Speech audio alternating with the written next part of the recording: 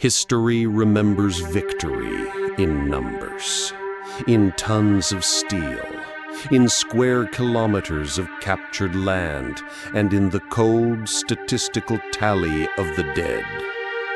For Senior Sergeant Maria Petrova of the 528th Rifle Regiment, that number was 309, a number etched in blood and steel into the annals of the Red Army, a number that earned her the Order of the Red Banner, one of the Soviet Union's highest honors, a number that created a legend, a whisper in the frozen trenches encircling a dying city, a specter of dread on enemy radio waves, Nevidyamaya Smert, the invisible death of Leningrad. But numbers are clean, deceptively sterile. They tell a story of efficiency and triumph, but never the true cost, never the wounds carved into the soul. Because in Maria Petrova's private history, a history written not in ink, but in indelible memories, there was only one number that truly mattered. 1. The first. The ghost that the crushing weight of 308 subsequent kills could never exorcise. This is not the story of the 309 she killed. It is the story of the one who never died. Part 1. The Forging of Steel. Before the war, Maria's world was one of noise and promise. The rhythmic metallic thunder of the massive Kirov plant filled her days. There, amidst the pervasive scent of sweat and machine oil, her hands, known for their uncanny steadiness, assembled the most delicate components for the tractors that would plow the vast motherland. Her patience in aligning gears, her flawless precision in millimeter calculations earned nods of approval from the grizzled foreman. This was her nature, a temperament devoted to order, precision, and the satisfying feeling of control.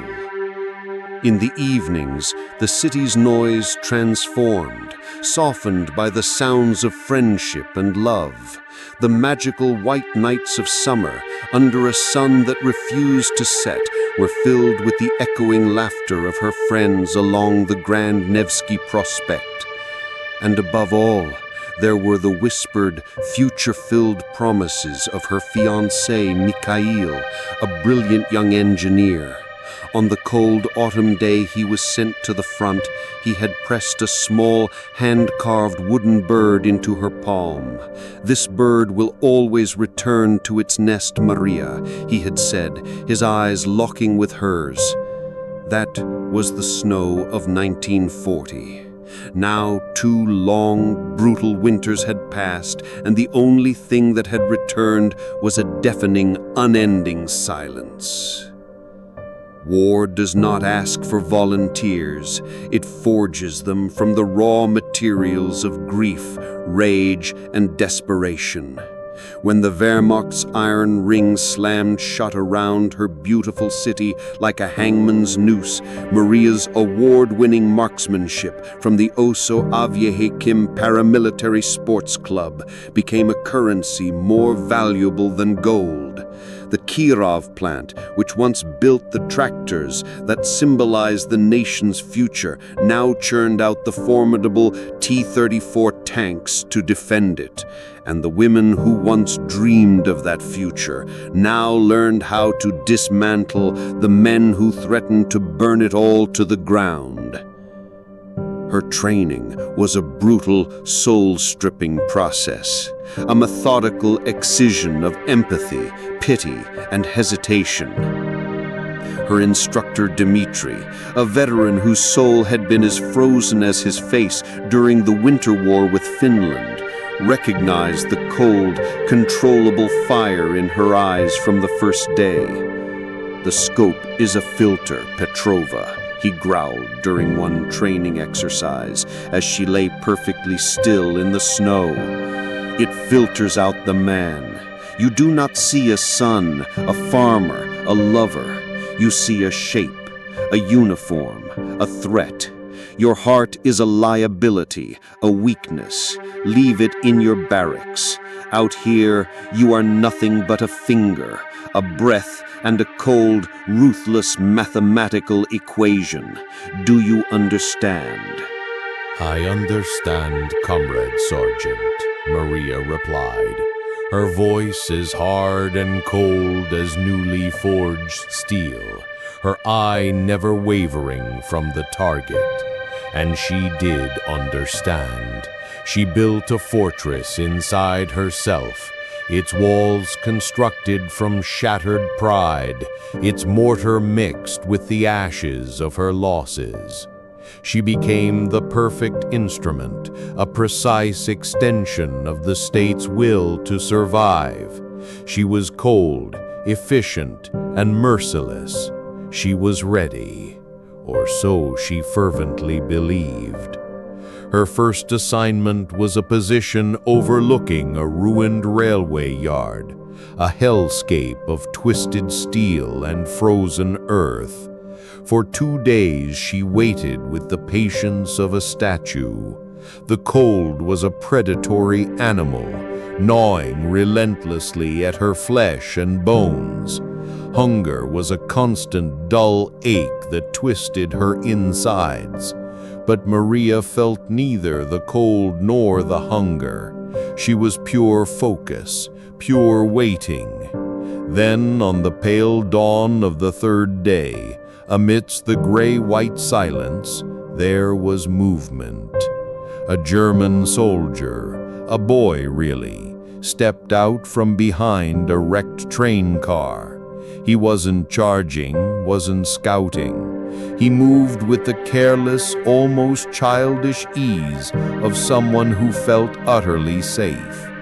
He removed his steel helmet, momentarily running a hand through a shock of blonde hair.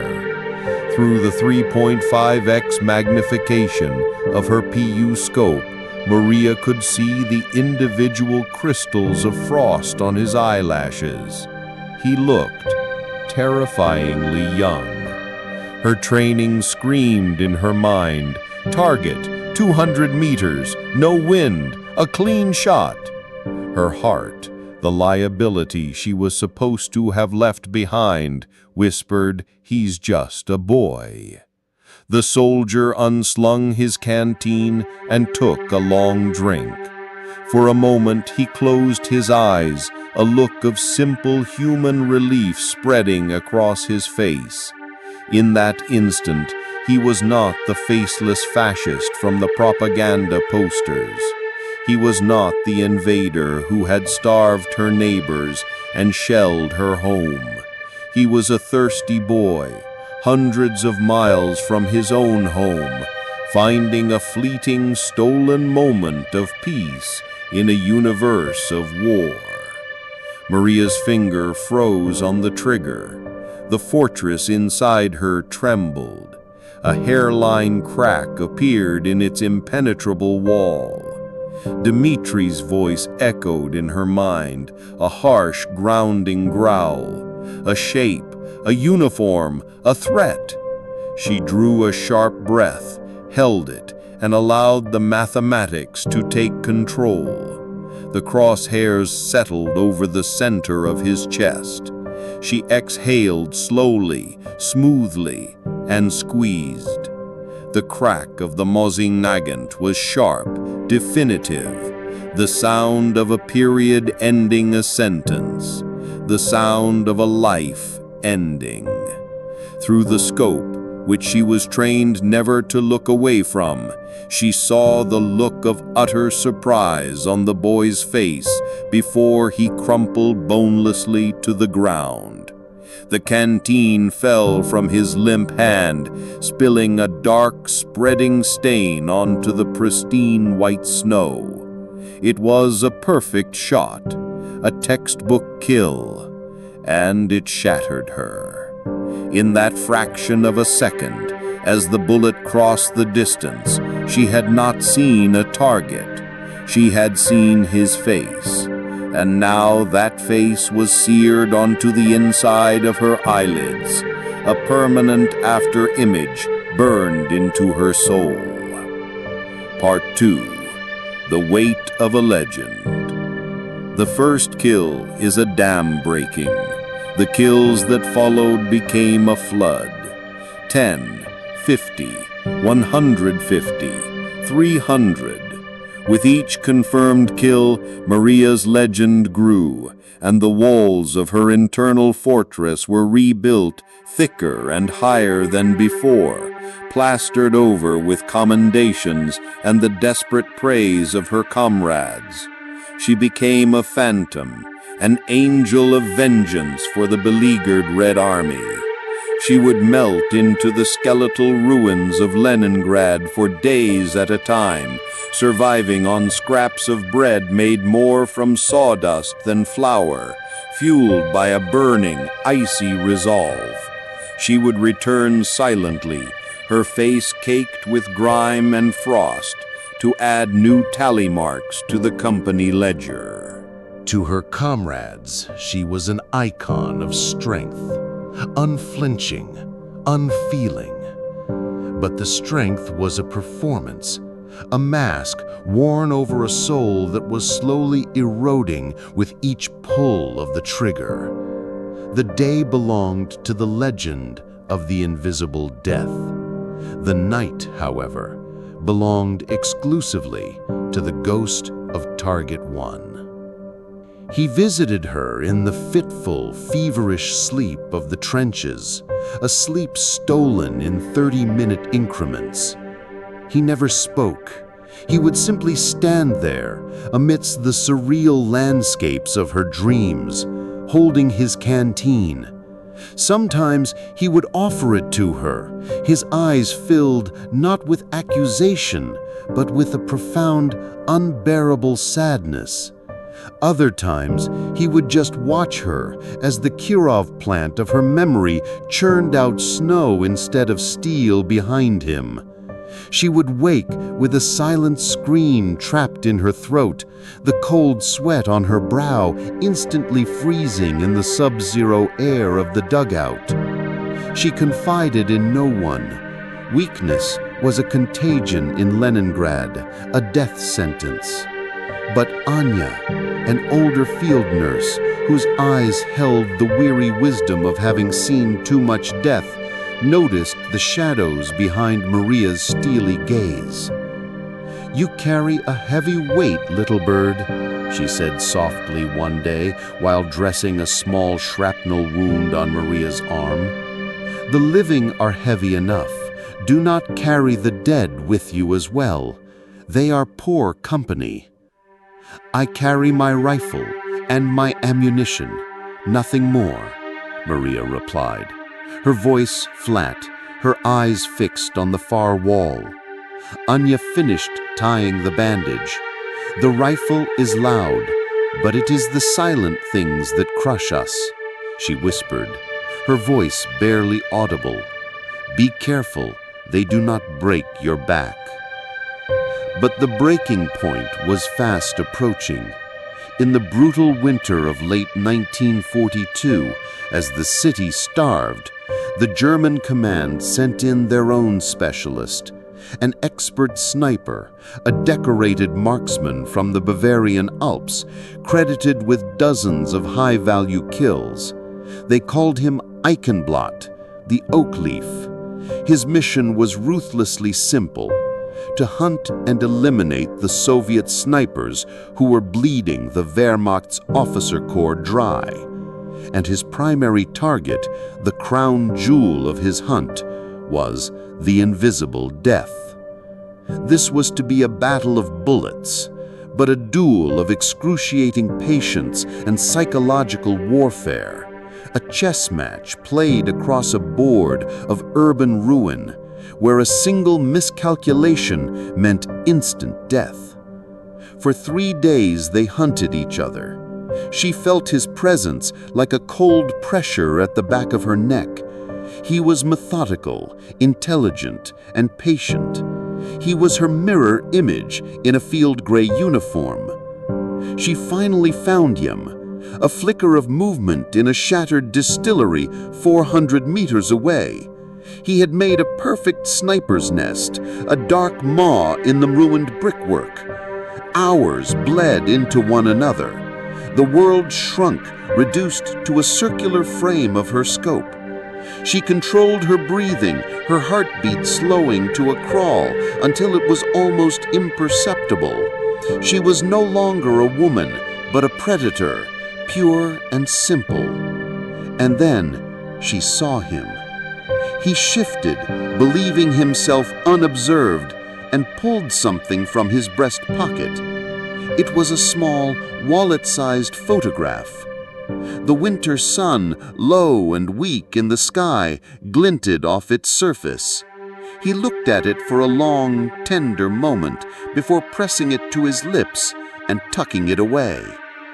The gesture was so mundane, so deeply, achingly human. A man looking at a picture of his family, his sweetheart, his life before this frozen hell. And in that instant, the face of Eichenblatt, the deadly oak leaf, blurred and dissolved in her scope. For a terrifying, heart-stopping second, she saw the face of the blond boy from the rail yard. The ghost had returned, not in a dream, but here, now, in the crosshairs of her rifle. Her finger froze, her breath hitched. He is not a target. He is a man with a photograph. Crack! A bullet tore through the air with a sound like ripping canvas, striking the brickwork a hand's breadth from her head and showering her with stinging dust and ice. It was a trap, a brilliant, diabolical trap. He had used the photograph as bait, a calculated risk that she might possess a flicker of humanity he could exploit. And it had worked. The hunter had become the hunted. Part 3. The Reckoning. Pinned down, with brick dust in her eyes and the sharp smell of cordite in her nostrils, Maria felt a surge of pure, primal fear. But beneath it, something else ignited. A cold, clarifying rage. The ghost had almost killed her. Her hesitation, her flicker of empathy, was a weakness he had expertly identified and exploited. And it had worked. Anya's words returned to her. It is the silent things that crush us. For months, she had carried the ghost as a burden, a source of shame and a tormentor of her sleep. But in that moment of near death, a profound shift occurred. The ghost was not her weakness, it was her edge. Eichenblatt thought as she did. He was a creature of logic, patience, and angles. But she possessed something he had fatally underestimated. She understood the haunting power of a memory. She knew what it was to be paralyzed by a human moment. And she knew that the man who looked at a photograph in the middle of a battle was a man who longed for home, a man whose discipline might be compromised by the very humanity he sought to protect. And it had worked. Trap worked. The German sniper, convinced his opponent was injured and desperate, grew bold. He shifted for the killing shot, raising his head a single fatal centimeter too high to get a clear view. That centimeter was a lifetime. This time, Maria did not hesitate. As she squeezed the trigger, her face was a mask of grim determination. There was no victory in it, no hatred, only the weary, bitter acceptance of a necessary act. A mortal silence fell over the opposing building. The duel was won, but Maria felt no triumph. She slumped down in her position, her trembling hands pulling the small, smooth wooden bird from her pocket. The 310th notch would be scratched into her rifle stock tonight. but the only face in her mind was still and always the first. The war ended. The Siege of Leningrad was broken. Maria, decorated with medals and hailed as a hero of the Soviet Union, returned to a city of ghosts and survivors. But her greatest war, the silent one, began after the guns fell silent. In the strange, unnerving quiet of peace, the ghost of the boy was no longer confined to her dreams. He was with her in the waking world, in the face of a young man laughing on a tram, in the sad eyes of a stray dog, in every quiet, unguarded moment. Years later, as an old woman with hands gnarled by arthritis, tending to geraniums on her apartment balcony, she would still hold the little wooden bird. Its features had been worn smooth by a lifetime of touch. She had stopped 309 enemies to save hundreds of her comrades, to save her city. But she could never save the one person who haunted her, the first boy in her scope. And perhaps she finally understood that is what made her more than a legend. It made her human, proud, broken, and unable to ever truly forget. She was the living embodiment of war's truest cost, not the lives that are taken, but the pieces of soul that are forever lost in the ones who survive to tell the tale.